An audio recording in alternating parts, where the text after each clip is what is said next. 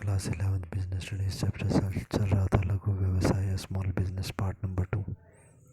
Topic हम continue करेंगे, लघु उद्योगों की समस्याएं या problems of small scale industries.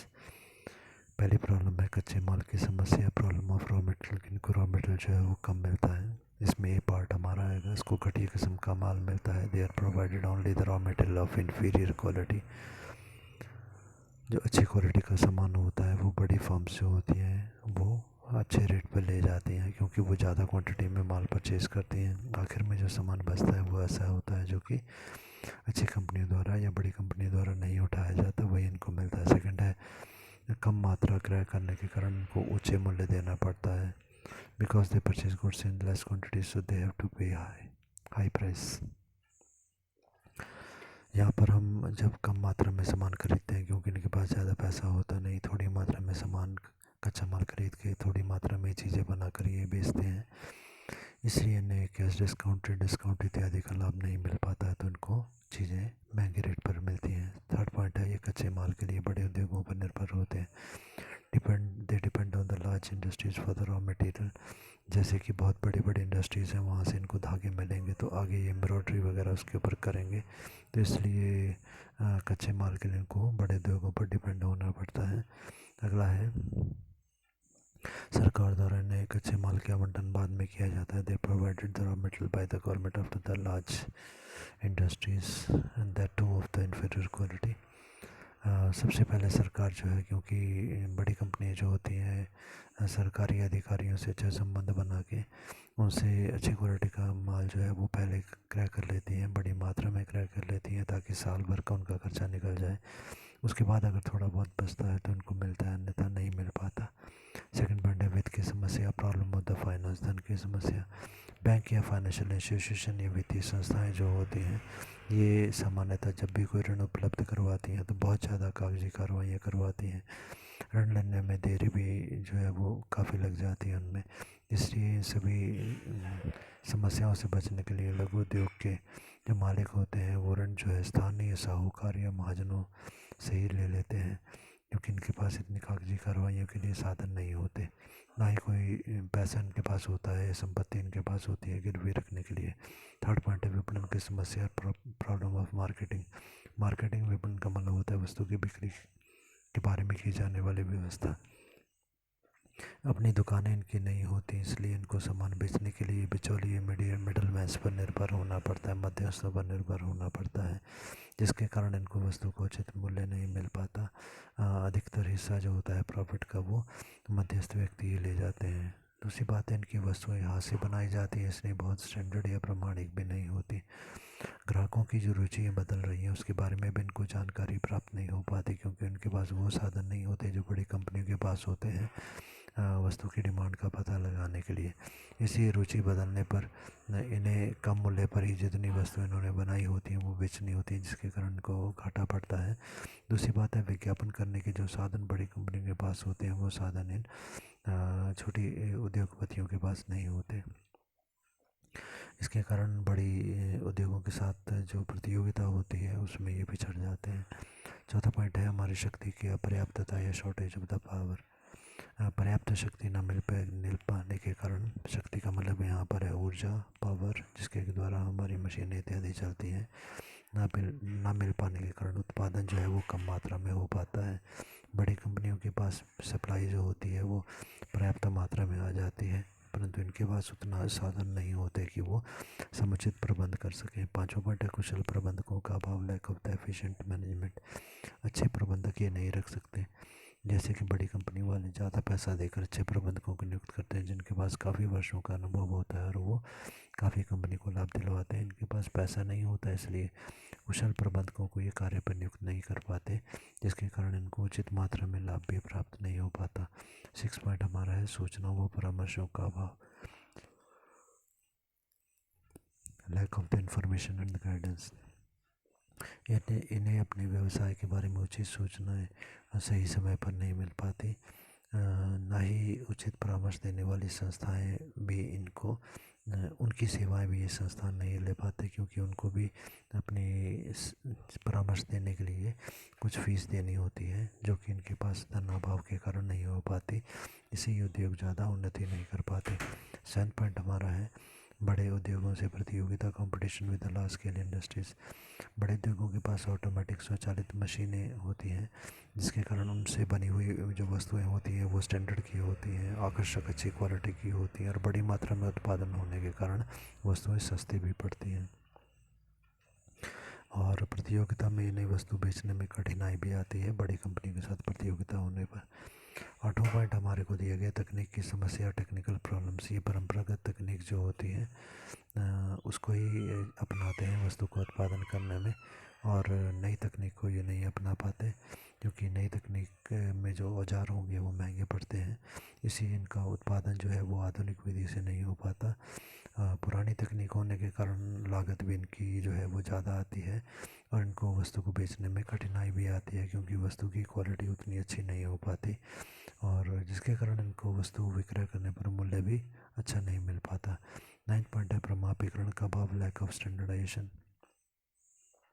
अच्छे औजार ना होने के कारण वस्तु क्वालिटी की नहीं होती, माल निश्चित प्रमाप के अनुसार भी इनका नहीं हो पाता, क्योंकि कारीगर और मालिकों को अपने परिश्रम का उचित पारिश्रमिक भी यहाँ पर नहीं मिल पाता, क्योंकि मध्यस्थों के ऊपर इनको निर्भर होना होता है, जो अधिक तो लाभ खुद ही कमा लेते हैं। नेक्स्ट पॉइंट हमारा है 10 पॉइंट अन्य सुविधाएं या अदर प्रॉब्लम्स। इसके बारे में हम देखें तो पहला पॉइंट दिया गया बीमारी का ही, इंडस्ट्रीज रनिंग इन लॉस। बहुत सारे ऐसे उद्योग होते हैं जो घाटे में चल रहे होते हैं, तो उन्हें हम बीमारी का या कहते हैं, जो कि लाभ में काफ़ी पिछड़ रही होती हैं। बी पॉइंट इसमें परिवहन सुविधाओं का अभाव, लेस ट्रांसपोर्टेशन फैसिलिटीज़। बहुत बड़ी कंपनियां जो होती हैं उनके पास अपने ट्रांसपोर्टेशन के साधन, गाड़ियाँ इत्यादि होती हैं, उसमें वो सामान को ले जा सकते हैं। इनके पास ऐसी कोई सुविधा नहीं होती, इसलिए इन्हें काफ़ी कठिनाई का सामना करना पड़ता है। विज्ञापन की कमी भी यहाँ पर होती है। बड़ी कंपनियों की वस्तु विज्ञापन के कारण खुद ही बिक जाती है, उनकी डिमांड लोग खुद करते हैं, परंतु इनके पास विज्ञापन के कोई साधन नहीं होते, इसलिए इनकी वस्तु की बिक्री भी काफ़ी कठिन होती है। स्थानीय ऊंचे कर, लोकल टैक्सेस, इनको टैक्स भी अगर देना पड़ता है तो इनसे ज़्यादा टैक्स लिए जाते हैं, क्योंकि इनके पास सुझाव देने के लिए, टैक्स बचाने के लिए जो सजेशन देने वाले अच्छे अधिकारी नहीं हो पाते। अगला हेडिंग हमारा लघु उद्योगों के सुधार के उपाय, suggestions for the improvement of small scale industries. सुझाव पूछे जाएँ या सजेशंस पूछी जाएँ, वो यही पॉइंट्स हमारे आएंगे। तो पहला पॉइंट इसमें आ जाएगा सलाहकारी संस्थाओं का विस्तार, expansion of the advisory agencies. ऐसी संस्थाएं, ऐसी इंस्टीट्यूट्स जो कि इनको सलाह दें कि कैसे उद्योग को आगे बढ़ाना है। इन उद्योगों को सलाह देने के लिए लघु उद्योग सेवा संस्थान व राष्ट्रीय लघु उद्योग निगम की स्थापना की जा सकती है या की गई। सेकेंड पॉइंट है हमारा गुणात्मक नियंत्रण, गुणवत्ता नियंत्रण या क्वालिटी कंट्रोल। ये उद्योग वस्तुओं को प्रमापीकरण करें और अपनी वस्तु की गुणवत्ता या गुणों को भी नियंत्रित करें। अच्छी क्वालिटी की वस्तु बनाएं, स्टैंडर्ड की वस्तु बनाएं, एक ही जैसी वस्तुएं बनाएं, ताकि समान गुण वाली वस्तुओं, समान आकार वाली वस्तुओं का निर्माण हो सके। इससे इनके कच्चे माल का उपयोग भी बड़े उद्योगों में हो सकेगा। जो ये कच्चा माल लेंगे बड़े उद्योग वाले, इनके सामान को तभी खरीदेंगे जब वो अच्छी क्वालिटी का होगा, और अगर अच्छी क्वालिटी का सामान भी बनाते हैं, गुणवत्ता का सामान ही बनाते हैं, तो इनके सामान का निर्यात या एक्सपोर्ट भी बढ़ सकेगा। थर्ड पॉइंट है प्रशिक्षण या ट्रेनिंग। इनके उत्पादन और विक्रय हेतु इनकी ट्रेनिंग की व्यवस्था होनी चाहिए। इन्हें बताया जाए कि आप कैसे उत्पादन अच्छी क्वालिटी का अधिक मात्रा में कर सकते हैं, तो उनको प्रशिक्षण दिया जाए, और विक्रय कैसे सामान को बेचना है इसके लिए भी इनको ट्रेनिंग दी जाए। केंद्रीय विक्रय संस्थान जो है वो बनाया जाए, जो कि इनको निश्चित प्रमाप पे माल बनवाने के बारे में सुझाव दे, व बिक्री की व्यवस्था भी सभी लघु उद्योगों की करे। फोर्थ पॉइंट हमारा सहकारी समितियों का विकास या development of the cooperative organisations. Cooperative organisation के बारे में चैप्टर व्यवसाय के प्रकार में हम बहुत डिटेल में पढ़ चुके हैं। तो इन ऑर्गेनाइजेशंस की स्थापना की जाए, जो ये कोऑपरेटिव स्टोर्स होते हैं हमारे, ये सभी छोटे छोटे संस्थान लघु उद्योगों को कच्चे माल की पर्याप्त मात्रा में उपलब्धता सुनिश्चित करते हैं। जब भी इन्हें वित्त की आवश्यकता होती है तो वित्तीय समस्या का ये समाधान करते हैं। विपणन समस्या वस्तु की बिक्री की समस्या का भी समाधान करते हैं और उचित मूल्य वस्तु का उपलब्ध करवाने की प्रयास इनके द्वारा किया जाता है। पाँचों पॉइंट है हमारा वृहत उद्योगों व लघु उद्योगों में समन्वय। बड़े उद्योग, वृहत उद्योग का मतलब होता है बड़े उद्योग हमारे होते हैं उनमें, और छोटे उद्योगों में समन्वय, कोऑर्डिनेशन जो है वो होना चाहिए।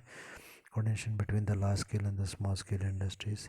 इसमें प्रतियोगिता नहीं होनी चाहिए कि बड़े उद्योग को प्रतियोगिता करें और कि हम लघु उद्योगों को प्रतियोगिता में पीछे छोड़ेंगे, ऐसा नहीं होना चाहिए, बल्कि एक दूसरे के सहयोग के साथ, समन्वय के साथ ही आगे बढ़ें।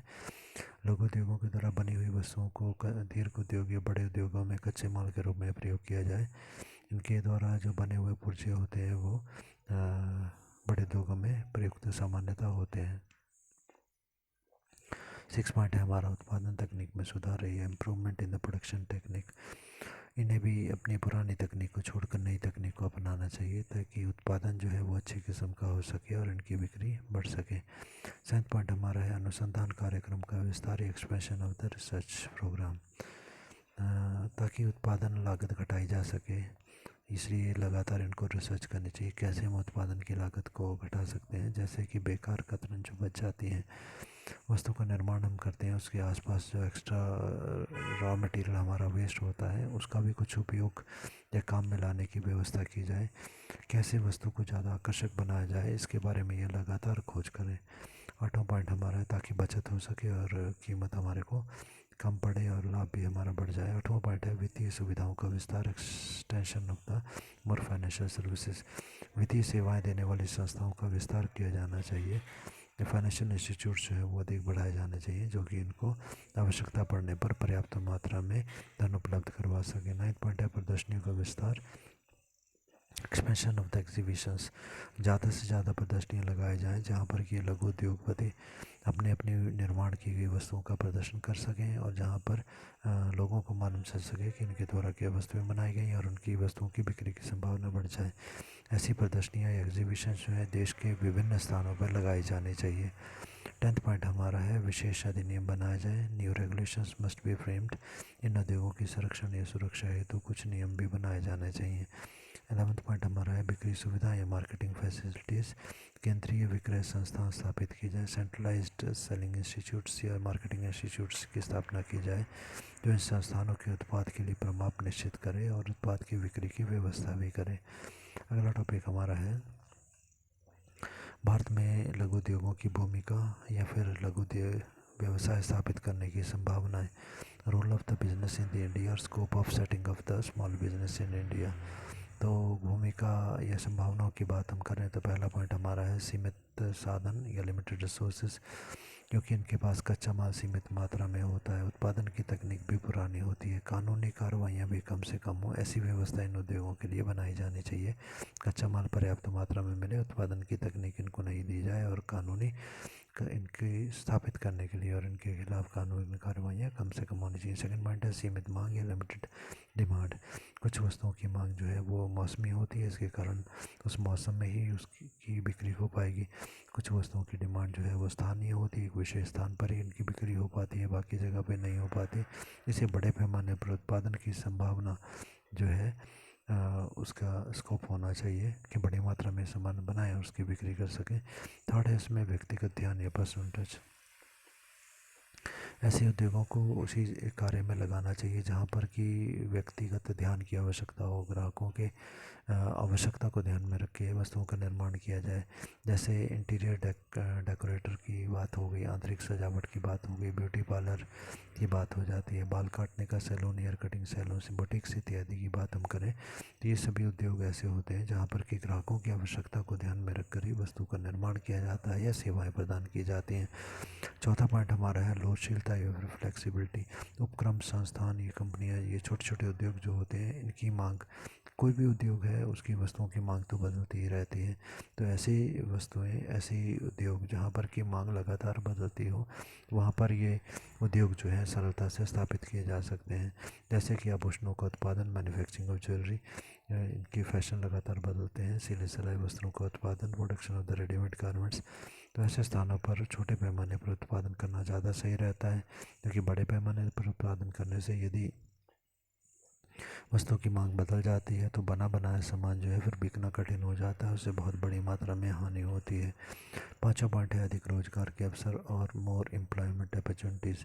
ये उद्योग श्रम प्रधान होते हैं, मतलब श्रमिक खुद हाथ से यहाँ पर काम करते हैं, ज़्यादा काम मेहनत जो है वो हाथों से की जाती है, श्रमिकों द्वारा की जाती है, मशीनों का कम प्रयोग यहाँ पर होता है। इसलिए इसके द्वारा, इन उद्योगों के द्वारा